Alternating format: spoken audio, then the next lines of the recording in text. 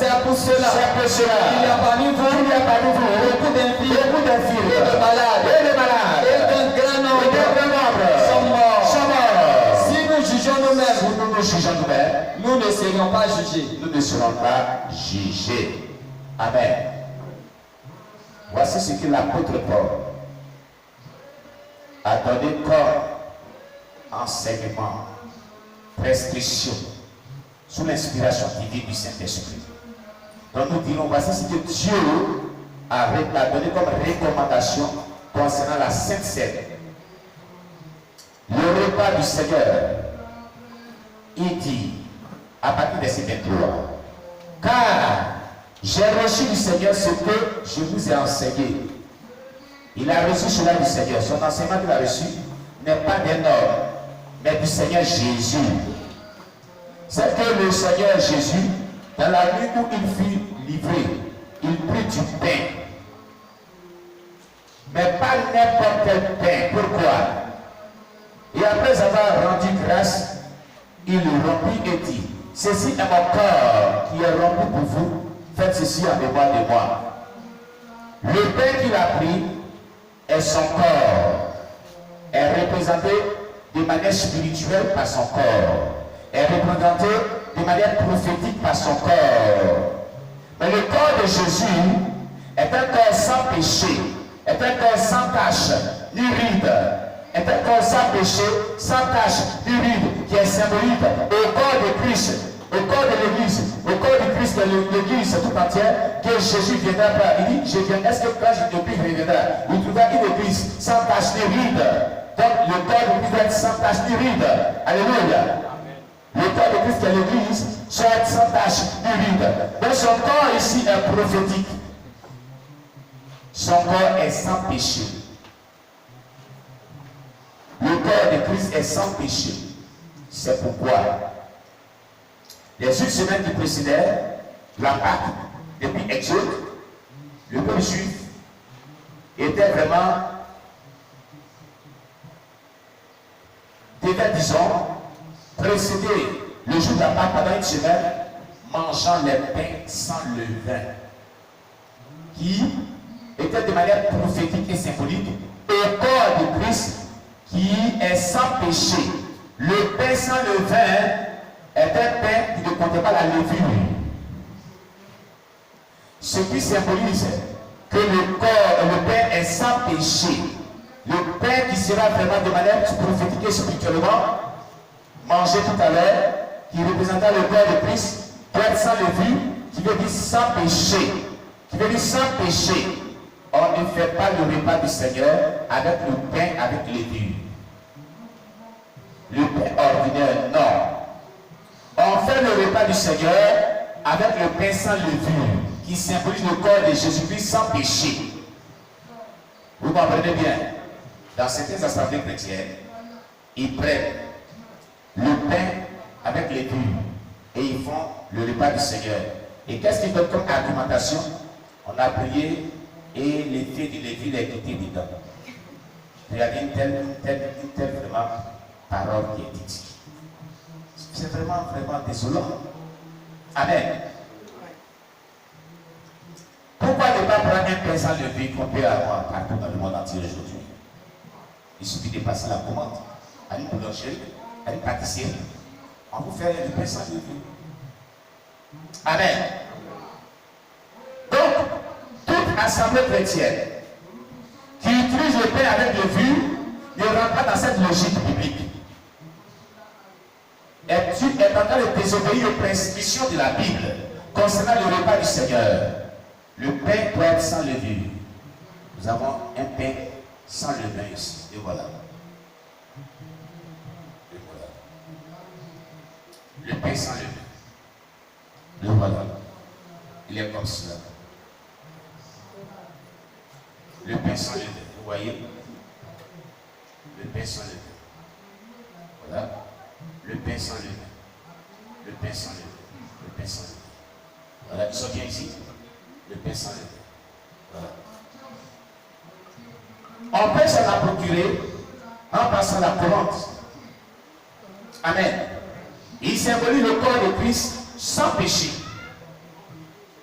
Jésus, son corps fut sans péché, il fut sans péché. Et c'est son corps qu'on va manger spirituellement. Donc cela symbolise la sainteté.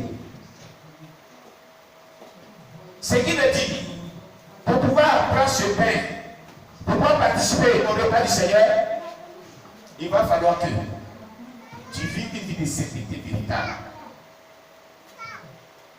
Si ta vie est dans le péché, si tu es dans la chancellerie, dans le mensonge, si jusqu'à après le contraire, ta relation avec Dieu n'est pas bonne, il ne faut pas prendre ce pain. Il ne faut pas participer au repas de la sincère. Ce message nous le dit. Vraiment nous le dit. Il est dit. Et puis aussi, le vin, n'est-ce pas? Alléluia. Il prit une coupe et il dit, cette coupe est la nouvelle alliance à mon sang. Faites ceci en mémoire de moi, toutes les fois que vous en boirez. Alors, le vin qui est pris doit être un vin non alcoolisé. L'alcool dans le vin symbolise le péché aussi. Le sang de Jésus est sans péché. On ne prend pas le vin alcoolisé pour faire le repas du Seigneur. Parce que l'alcool symbolise le péché. Toute assemblée chrétienne qui utilise le vin alcoolisé et le pain avec levure pour faire le repas du Seigneur ne sont pas vraiment dans les prescriptions bibliques. Ils prennent sous prétexte qu'on prie. C'est l'argument, on prie pour que l'alcool disparaisse dedans. L'alcool reste toujours dedans. Tu as prié, tu n'as pas prié à l'alcool dedans. Cela symbolise le péché. Et c'est là une porte d'ouverture des démons qui rentrent dans l'église. Donc le vin qui est pris ici n'est pas un vin alcoolisé. Tu vas le goûter tout à l'heure. Il n'y a pas d'alcool dedans. Vous comprenez? Nous prenons le vin. Vous avez vu qui a vu la bouteille de vin là avec moi matin? Voilà. Voilà. Et nous désalcoolisons ce vin. Il devient le jus normal du raisin. Il y a une manière de le désalcooliser. Alléluia. Nous enlevons l'alcool dedans. Et il devient le jus de raisin normal. Sans alcool. Alléluia. C'est ça. Donc ce vin-là, il devient le sang de Jésus spirituellement et aura son impact spirituel, son effet spirituel. Ces deux éléments qui auront un effet spirituel dans votre vie que lorsqu'ils respectent les principes bibliquement prouvés et prescrits en matière de sainte-saine, le repas du Seigneur. Alléluia. D'autres prennent le jus de bissap, le jus de sirop rouge. Ce n'est pas bibliquement prouvé. Tout ceci est un riche diable. Il y a tellement de choses qui se disent dans le repas du Seigneur de la Sainte-Seine. Soyez vigilants et ayez le discernement de l'Esprit. Amen. Alléluia. Voilà. Donc ici, vous avez le pain sans levain. Vous avez le vin non alcoolisé qui a été désalcoolisé. Alléluia. Et tout à l'heure, nous allons prendre le repas du Seigneur. Mais regardez ce qui a été dit dans ce passage. Ce sur quoi je vais attirer votre attention. Il est dit. Il dit au verset 27. C'est pourquoi celui qui mange le pain ou boira la coupe du Seigneur indignement sera coupable envers le corps et le sang du Seigneur. Verset 28. Que chacun donc se prouve soi-même et qu'ainsi il mange du pain et boive de la coupe. Pourquoi aujourd'hui le mot indignement? Tu n'es pas digne de prendre le corps du Seigneur et le sang du Seigneur si tu vis dans le péché. Si ta relation avec Dieu n'est pas bonne, tu es indigne de prendre cela. Parce que c'est sans péché et c'est sans péché. Si ta relation n'est pas bonne avec le Seigneur, ce n'est pas la peine de t'aventurer, même si tu es baptisé par immersion. Il ne faut pas prendre. Parce que si tu te prends, tu es coupable avec le corps de Christ. déclare le texte biblique que nous sommes en train de voir. On ne prend pas le repas du Seigneur parce qu'il faut prendre le repas du Seigneur. On prend le repas du Seigneur lorsqu'on est baptisé et donc on a une bonne relation avec le Seigneur. Est-ce que tu comprends bien ce qui est dit? C'est pour cela, il y a un chemin de consécration, de jeûne et prière pour développer une bonne relation avec Dieu, pour te préparer conséquemment à prendre le repas du Seigneur. Voilà pourquoi on a observé cette semaine de jeûne et prière. Pour que tu développes une bonne relation avec Dieu et que tu ne sois pas d'un péché quelconque. La Bible dit, car celui qui mange et boit sans discerner le corps du Seigneur, mange et boit un jugement contre lui-même. Si tu viens boire, tu viens manger, et que tu n'as pas une bonne vie, et que tu sais que tu as fait des choses qui ne sont pas bonnes, tu ne t'es pas repenti de cela, c'est un jugement que tu portes contre toi-même. Tu te détruis toi-même. Tout à l'heure, on dira aux gens de venir prendre. Mais en âme et conscience, si tu sais que ta vie n'est pas bonne, tu n'es pas en bonne relation avec Dieu et avec tes prochains, ce n'est pas la peine de venir. Tu ne peux pas te créer des problèmes. Je tiens à t'avertir. Comme la Bible dit, il ne faut pas dire qu'on ne m'avait pas averti. En cela, tu vas attirer un jugement d'une malédiction sur ta vie. Ils vont pas prier, ça va rester là. Parce que tu sais que toi-même, ta vie n'est pas bonne, tu es venu prendre. Tu comprends? Hein? C'est pourquoi, c'est pour cela qu'il y a parmi vous beaucoup d'infirmes et des malades, et qu'un grand nombre sont morts. Les chrétiens de Corinthe là, eux, ils n'avaient pas la crainte de Dieu. Leurs relations n'étaient pas bonnes, ils venaient prendre le repas du Seigneur, prenaient le repas du Seigneur. Et beaucoup sont devenus infirmes. Dieu les a frappés d'infirmité. Beaucoup sont morts parmi nous aussi. Vous m'entendez? Cela est écrit pour nous apporter vraiment un témoignage et un exemple, un modèle à suivre. Pour ne pas qu'on tombe dans le même piège que eux. Alléluia. Il a dit, si nous nous jugeons nous-mêmes, nous ne serons pas jugés. Ça veut dire que si tu es examiné pour vivre dans la sainteté, quand tu meurs là, tu ne seras pas jugé au ciel. Mais regardez, prenez un chrétien saint. Le verset 8. Il a dit, célébrons. Bon, d'abord, on prend à partir du verset 6 jusqu'à 8. C'est bien à tort que vous vous glorifiez. Ne savez-vous pas qu'un peu de levain fait lever toute la pâte? Faites disparaître le vieux levain afin que vous soyez une pâte nouvelle. Puisque vous êtes sans levain, c'est-à-dire sans péché. Sans péché. Le levain, comme vous avez dit que c'est le péché, c'est vrai le péché. On dit vous êtes sans levain, non? Vous êtes sans péché, vous êtes sanctifiés. Alléluia. Car Christ, notre Pâque, a été immolé. Il était sans péché. C'est ce qu'on veut dire.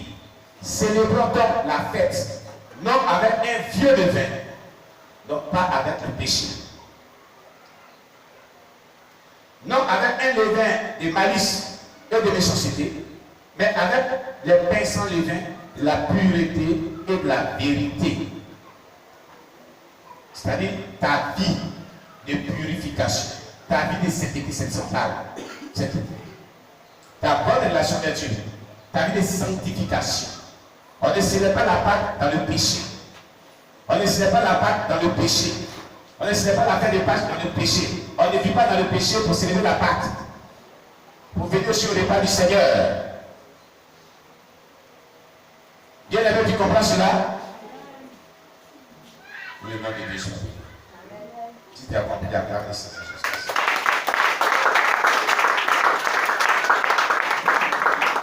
Alléluia. Nous allons passer à la cérémonie. Du repas du Seigneur. Et nous allons passer vraiment à la Sainte Seine. Gloire à Jésus-Christ. Vous voulez votre Bible? Matthieu chapitre 26, versets 26 à 29.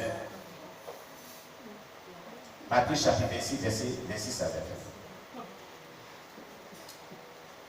Alléluia.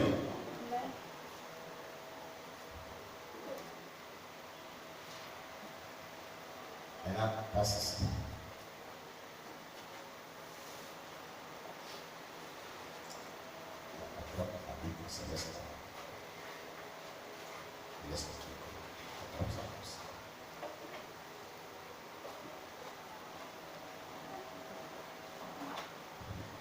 Pendant qu'ils mangeaient, Jésus prit du pain et après avoir rendu grâce, il le remplit. Nous prenons le pain. Éternel Dieu Tout-Puissant, nous te rendons toute la gloire pour ce pain sans levain. Sanctifie-le par ton sang. Purifie-le par ton sang.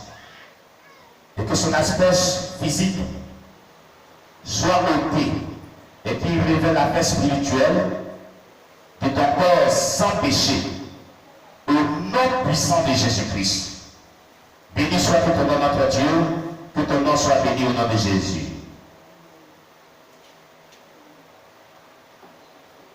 Alléluia.